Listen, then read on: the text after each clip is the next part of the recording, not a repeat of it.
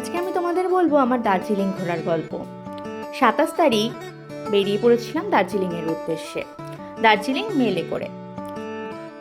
27 তারিখ রাত্রিবেলাতে দার্জিলিং মেলে চড়ে বসলাম ভাই বোনদের সঙ্গে, মামা মামিদের সঙ্গে, এবং তাছাড়াও ছিল আরও অনেকজন যারা ছিলাম আমার অফিস কলিগ।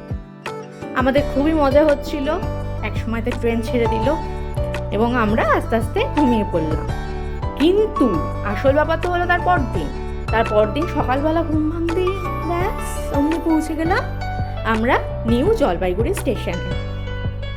পৌঁছানোর কিছুক্ষণ পরে আমরা সাইট সিন দেখতে দেখতে এগিয়ে চলেছিলাম লামাহাটার আমাদের হোমস্টের দিকে। পথে দাঁড়িয়েছিলাম একটা চা বাগানে। দার্জিলিং চায়ের তো বিশ্বজোড়া খ্যাতি, এবং সেখানে গিয়ে আমাদের চা বাগানের মধ্যে দাঁড়িয়ে অনেক দিন পর এরকম টাটকা বাতাস আর এরকম মন মাতানো প্রাকৃতিক সৌন্দর্য, পাহাড়, কুয়াশা, মেঘ সব পেয়ে যে কি দারুণ লাগছিল সে আর কি বলি। পথের মধ্যে ফুটে রয়েছে ঝাঁকঝাঁক গোলাপ, কখনো বা বাগান বিলাস, আরও নানা ধরনের নাম না জানা ফুল, পাহাড়ি ফুল দেখতে দেখতে আমরা এগিয়ে চলেছিলাম। এটা সেই চা বাগানেরই আশেপাশে ছবি।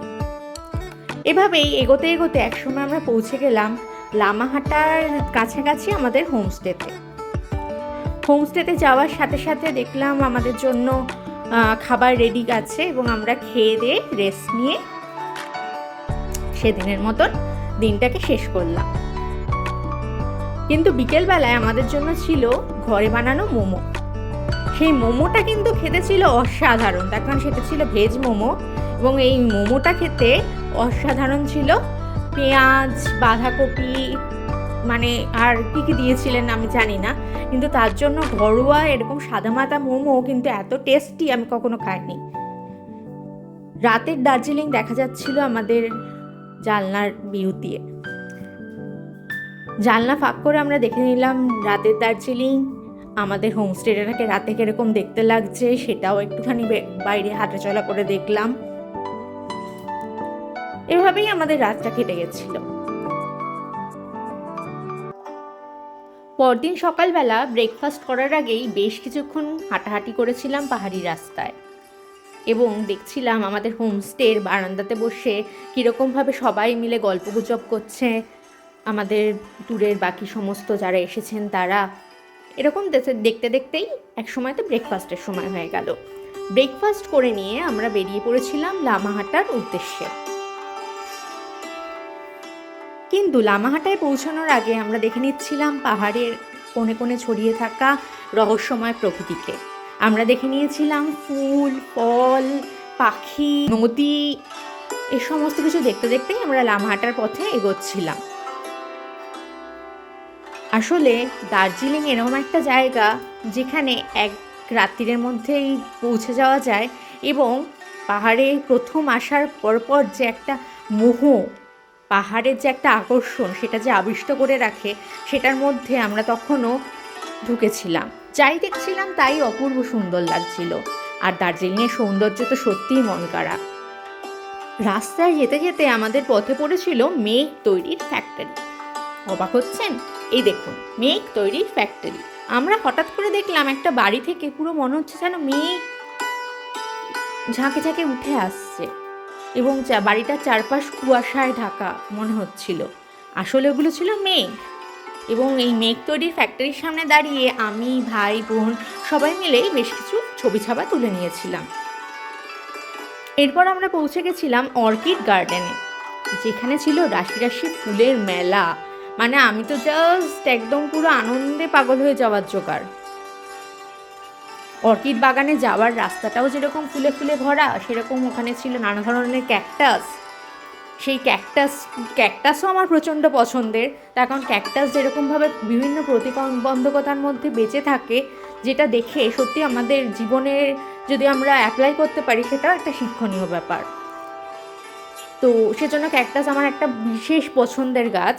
এবং তারপরে অর্কিডের কথা তো বলে বোঝানো যাবে না যে ওখানে কত সুন্দর সুন্দর অর্কিড ছিল, এবং এই অর্কিডগুলো বাইরেও বিক্রি হচ্ছিল। কিন্তু নিয়ে এসে অর্কিড বাঁচানো চাপ বলে এবং নিয়ে আসাটা সমস্যার বলে শুধুমাত্র নিয়ে আসা হলো না। নইলে আমার তো মনে হচ্ছিল সমস্ত অর্কিডগুলোকে নিয়ে বাড়ি চলে যায়। খুবই সুন্দর ছিল অর্কিডের এই রূপ রং সমস্ত দেখতে দেখতে আমরা বিমোহিত হয়ে পড়েছিলাম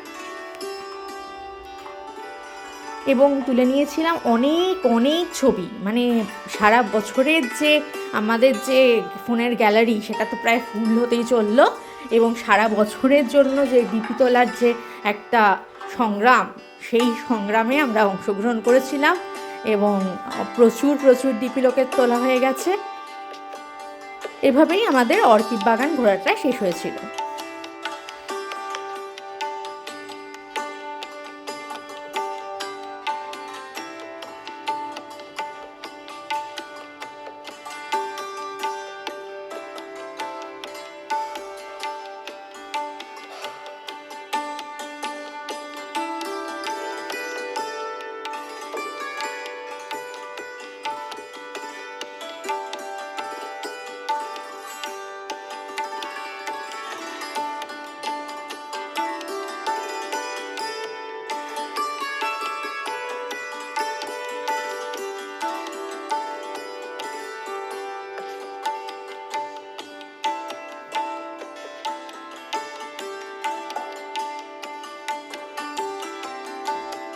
এরপর আমরা পৌঁছে গেছিলাম পাইনের বনে লামাহাটায়।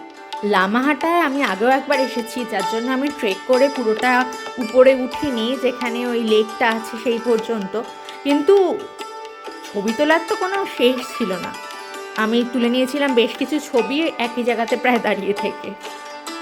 তারপরে নিচে নেমে এসে দেখি এই একটি দোকানের পাশে এরকমভাবে অজস্র ফুল ফুটে রয়েছে। আরও নানা ধরনের চা বাগান, আরও বেশ কিছু জায়গা ছিল রাস্তায় ফেরার পথে, আমাদের হোমস্টে ফেরার পথে, কিন্তু আমরা যাইনি। দেখা হয়ে গেছিলো এই কুট্টির সঙ্গে, যে বেশ আমোদ করছিল আমাদের পুরো গ্রুপটার সঙ্গে মিশে গিয়ে। এভাবে আমাদের সেদিনকের দিনটাও শেষ হয়ে গেল আর আমরা ফিরে আসলাম আমাদের হোমস্টেতে। হোমস্টেতে ফিরে আসার আগে রাস্তায় যেইটুখানি আবার ছবি তোলার পালা, সেই সব কিছু ফুল ফল দেখতে দেখতে ছবি তুলতে আমরা হোমস্টেতে ফিরে এসেছিলাম। এবং আবার সেই একই ব্যাপার, রাত্রিবেলার যে অপরূপ দৃশ্য, সেই আলো জ্বলা পাহাড়, তা দেখে পরদিন আবার চলে গিয়েছিলাম ঘুম স্টেশনে টয় ট্রেন দেখতে, আর গিয়েছিলাম ঘুম মনেস্ট্রিতে। এটা হলো গিয়ে ওল্ড যে ঘুম মনেস্ট্রিটা সেটা, আর একটা দল গিয়েছিল নিউ মনেস্ট্রিতে। নিউ মনেস্ট্রিতেও আমরা গিয়েছি, কিন্তু সেটাতে ছিলাম অল্পক্ষণ।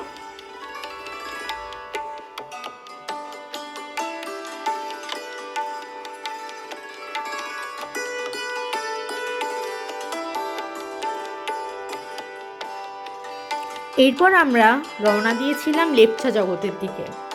লেপচা জগতে পৌঁছে দেখি হোমস্টের সামনে তো দারুণ ভিউ। হোমস্টের উঠোনে যে ভিউ, সেখানে বেশ কিছু ছোট ছোট বাচ্চা কাচ্চা খেলে বেড়াচ্ছে, এবং তার সামনেটা ঠিক এরকম পাইনের জঙ্গলে ভরা, একদিকে দেখা যাচ্ছে দূর থেকে সমস্ত শহর। সেটার সামনে দাঁড়িয়ে আমরা আবার বেশ কিছু ফটোশ্যুট করলাম। মানে আমাদের ফটোশ্যুটটা কনস্ট্যান্ট। সেদিনকেই রাত্রিবেলা আমরা চলে গিয়েছিলাম দার্জিলিং ম্যালে।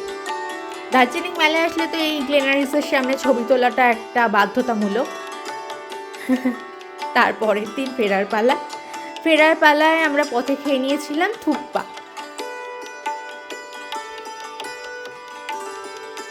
সেদিন আমরা নেমে আসছি উপর থেকে নিচে, লেপচা জগৎ থেকে ক্রমশ নিচের দিকে যাওয়ার পথে আমাদের পড়েছিল মিরিকে আমরা প্রচণ্ড মজা করেছি। আমরা ঘোড়ায় চড়েছি, ভাই বোনেরা ঘোড়ায় চড়েছে, কেউ বা